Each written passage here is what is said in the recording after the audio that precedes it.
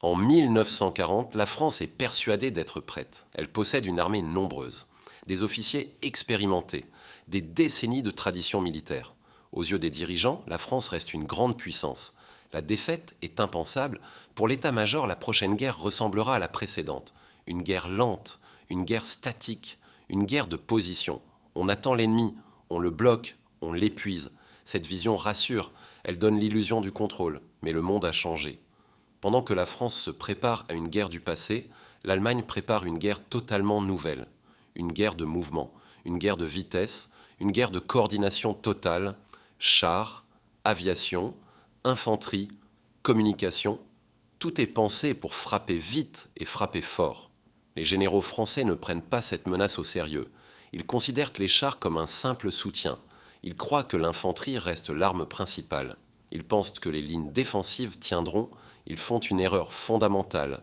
Ils sous-estiment la vitesse, ils sous-estiment la coordination, ils sous-estiment leur adversaire. En mai 1940, l'attaque commence. Les forces allemandes avancent brutalement. Elles ne s'arrêtent pas, elles ne laissent aucun répit. Les lignes françaises sont contournées, les unités sont isolées, les ordres deviennent incohérents, les communications se brisent, les messages arrivent trop tard. Parfois, ils n'arrivent jamais. Sur le terrain, les soldats français se battent avec courage. Ils résistent, ils se sacrifient, ils tiennent leur position autant qu'ils le peuvent.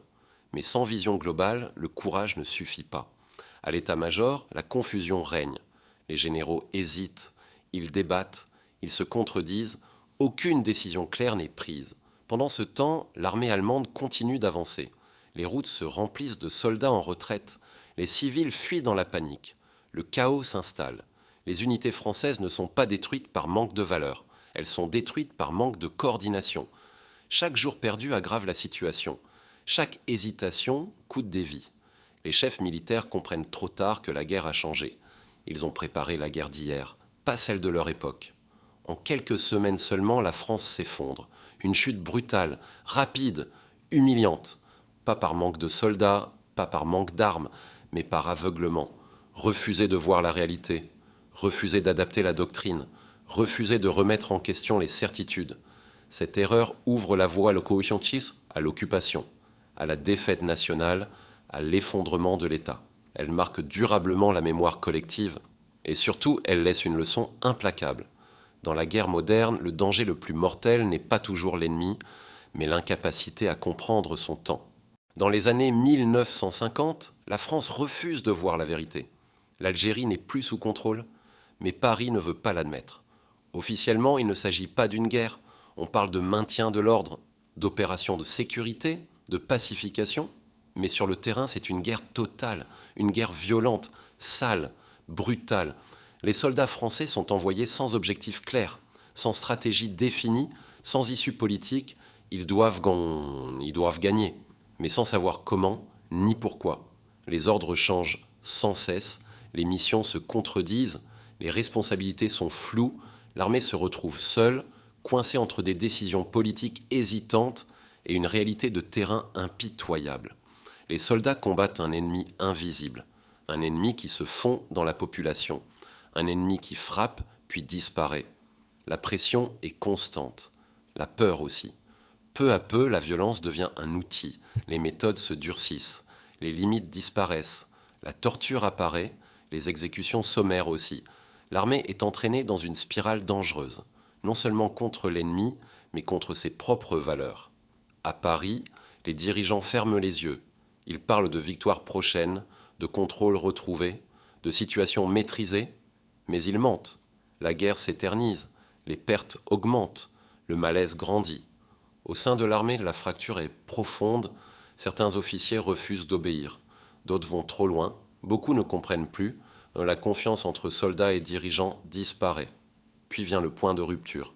Quand le pouvoir politique décide enfin de négocier, il est déjà trop tard. L'armée se sent trahie, abandonnée, utilisée. La crise explose. Des généraux se rebellent, des putschs sont tentés. La République vacille. La guerre d'Algérie ne se termine pas par une victoire, ni même par une véritable défaite. Elle se termine dans le chaos, des soldats brisés, une société divisée, une armée profondément marquée. Cette erreur n'est pas seulement militaire, elle est politique, morale, humaine, refuser de nommer une guerre, refuser de fixer un objectif clair, refuser d'assumer ses décisions, voilà ce qui détruit une armée. La France ne perd pas l'Algérie sur le champ de bataille, elle la perd par le déni, et cette blessure, encore aujourd'hui, n'est jamais totalement refermée. Derrière toutes ces défaites, une même erreur revient sans cesse. Croire que le passé protège, croire que la gloire d'hier suffit à gagner les guerres de demain, que l'histoire, à elle seule, garantit la victoire. Pendant des décennies, la France s'est vue comme une référence militaire, une nation de stratèges, une armée d'expérience. Mais l'expérience peut devenir un piège, car la guerre n'est jamais figée. Elle évolue, elle change de forme, de rythme et de logique. S'appuyer uniquement sur les succès passés, c'est refuser d'observer le présent. C'est répéter des schémas dépassés, c'est ignorer les signaux faibles, c'est mépriser l'adaptation. Cette erreur n'est pas technique, elle est mentale. Les dirigeants ont cru que la réputation remplacerait l'analyse, que la tradition remplacerait l'innovation, que l'habitude remplacerait la remise en question. Mais l'histoire ne récompense pas la mémoire, elle récompense la lucidité. La France n'a pas toujours perdu par manque de soldats ou de courage, elle a perdu quand elle a cessé de douter d'elle-même, quand elle a confondu héritage et avenir, quand elle a pris le passé pour un bouclier. Et cette erreur est peut-être la plus dangereuse de toutes, parce qu'elle empêche d'apprendre et qu'elle condamne à répéter.